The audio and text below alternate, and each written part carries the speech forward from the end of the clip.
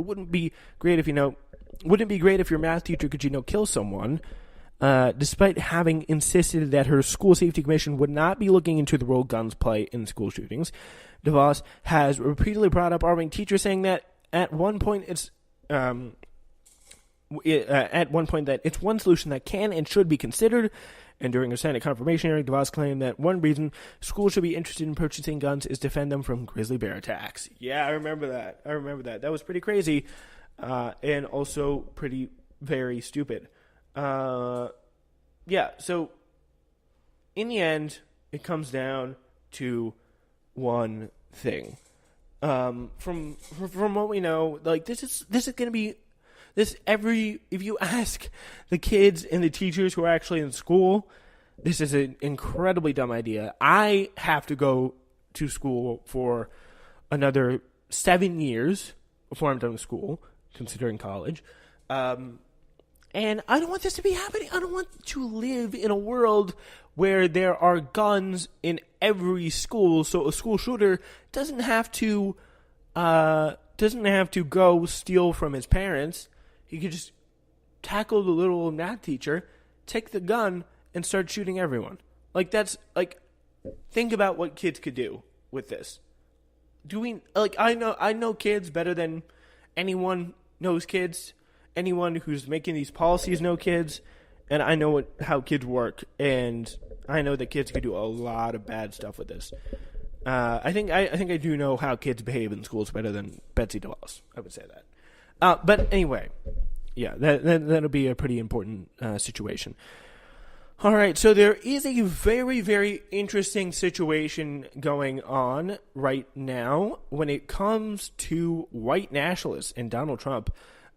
He does really one of the things he does best is make white nationalists super duper excited, and he did that again last night, really directly copying one of their key issues. It was pretty much what happens is he tweeted he was watching the TV at night and he saw a segment on Tucker Carlson's show about the move South Africa is making to expropriate land from white farmers, which was originally stolen from black farmers during apartheid as a form of reparations. So pretty much what they're doing is apartheid obviously was pretty cruel in pretty cruel back then in South Africa. Blacks and whites obviously separated. So black-owned farmland was stolen for white people, and so now some white farmers are going to have to be giving up their farmland. And you can really argue that system. There's a lot of people who would say, I didn't commit any apartheid, and I don't like the idea that apartheid is being done in reverse for reparations. Like, a lot of people have some very, very heated opinions about reparations. I personally am against reparations. I don't think I should, being the fact that I'm not racist, I don't think I should have to pay for what I didn't do, because I'm not racist. I believe blacks and whites should be treated equally, and I don't want to have to, for example, give up my farmland for this situation. But these policies are obviously controversial, but they've been used specifically by white nationalists, by racist people, all over the world to stir up fears about white genocide. It's been pissing people off. So Donald Trump tweets, I've asked Secretary of State Mike Pompeo to closely study the South Africa land and farm seizures and expropriations and the large-scale killing of farmers. I don't think that's happening. There's no killing of farmers. And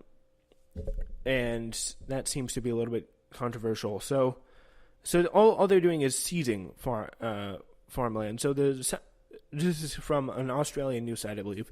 Local newspaper City Press reports that 2 game farms in the southern province of Limpopo are the first to be targeted for the unilateral seizure after negotiations with the owners to purchase the properties stalled. So pretty much like farms are going to be vacant.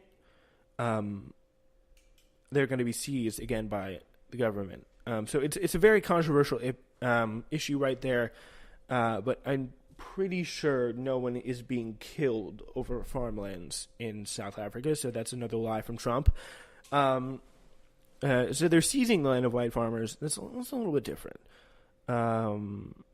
Yeah. So there are people like Trump, white nationalist Trump fans, people like racist Trump fans, people who are saying, like, for example, this guy named Mike Pinovich, who's a white supremacist account, saying, very big, Trump has addressed the situation in South Africa and mentioned whites as a tangible group, even if in quotations. It may seem like a small thing, but this is how we slowly chip away at all the consuming anti-white discourse. Let's hope this is followed with action. So they're very happy about this. Nick Fuentes said, the feeling when Trump acknowledges that white genocide in South Africa, proving that he is as good, if not better, than when we've been saying all along, tweeting a meme with white supremacists smiling. And then, who is the next person to weigh in? None other than Dr. David Duke. Russia has already agreed to take 15,000 white South Africans. Your move, Mr. President. Thank you. Which is a little disturbing. From Dr. David Duke, former KKK Grin, was, if you are unaware. And Lauren Southern, who's another very sketchy racist person, says, cool. Yeah. The government of South Africa, not so much about this tweets. They were not so thrilled about President Trump's tweets. South Africa totally rejects the narrow perception of what seeks to divide our nation and reminds us of our colonial past. At hashtag land expropriation, at real Donald Trump, at President CZA. Yeah, so they are tweeting that out in response. So the crisis of violence against farmers in South Africa is overblown, to say the least. The rate of attacks, and this is from Splinter here today, the rate of attacks on farms in South Africa today is the lowest it's been in 20 years. A third of the rate was at in 1998. Even in 2007, when the rates of attacks were higher, it accounted for only 0.6% of the national total murders across the country. So pretty much they were a non-existent thing. Data shows that in 2001, when the rate of attacks was at its peak, this from Splinter again, 61% of victims were white and 33% of victims were black. But whites, despite making up around 8% of the population, owned 73% of farming land on South Africa, meaning that they were actually underrepresented in attacks on farmers. So there is people all over the world, alt-right organizations have kind of been braying about this for quite a period of time.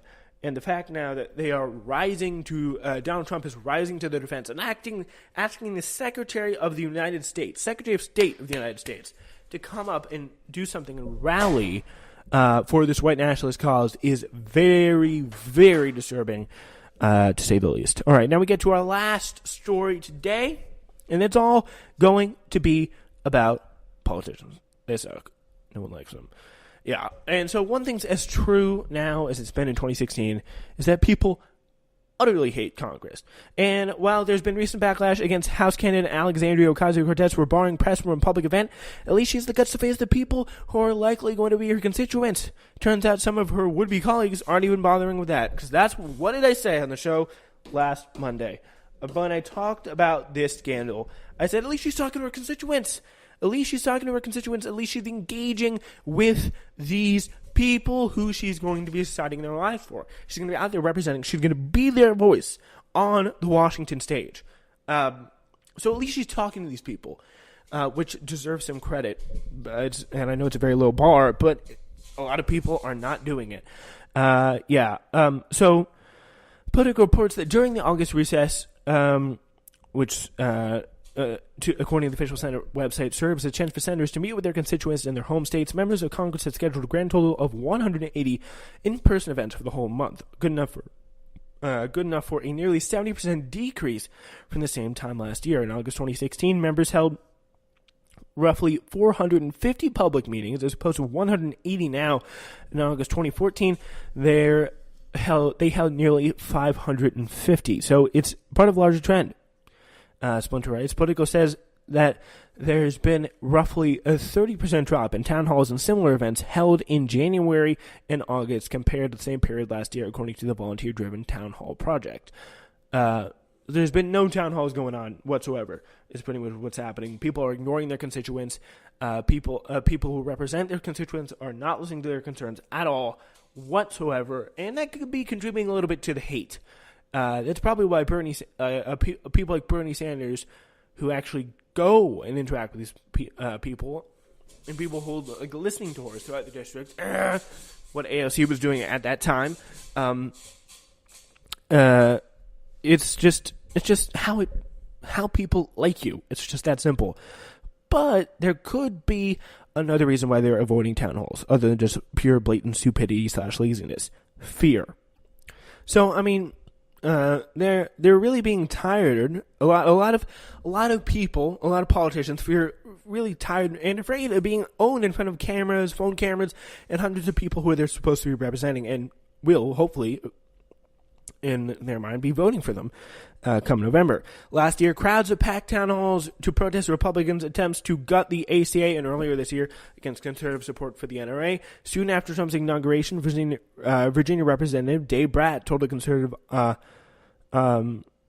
audience that since Obamacare and these issues have come up, the women are in my grill no matter where I go. Oh, Dave Bratt.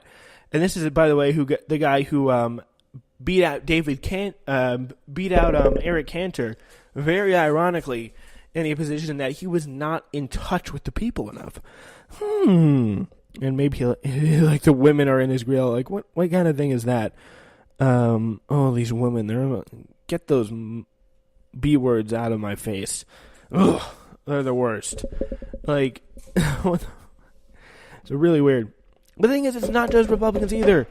Senate Minority Leader Chuck Schumer of New York has not had a town hall in this entire Congress, according to Politico. In July, Schumer canceled an in-person town hall in Brooklyn, citing a plane equipment problem. Oh my God! He held a telephone town hall the night instead, but he is yet to reschedule the live town hall. Politico said it's crazy that Chuck Schumer, who was not up for re-election, he's safe. He's been actively avoiding our constituents. Angel Padilla, the policy director at Progressive political group Indivisible, told Politico. So here's to hoping that constituents actually come November listen to us or get their concerns heard. And if you're not, if you feel, by the way, Republican, Democrat, whoever, if you feel like your constituent or your elected representative is not listening to you, you can't force them to. You can't summon them to come in front of you. They're always going to find a way to back out. And the only way you can do that, only way you can really fix it, is to do one thing. That's to get them out. Vote them out for sure.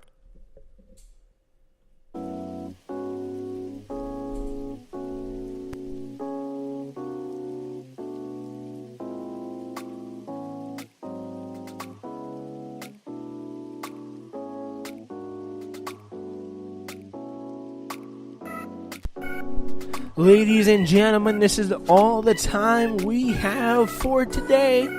Thank you so much for listening to today's News Flash. Really, really, really appreciate it. We will be back with another show on Monday. Hope you like this one. If you have any feedback, please feel free to contact me on Twitter at SBW272. Also, give me a follow out there if you don't mind. Would appreciate it. We will be back again on Monday, of course, and we have a Spencer Walsh show tomorrow night. Ladies and gentlemen, this has been Newsflash. Thank you so much for listening.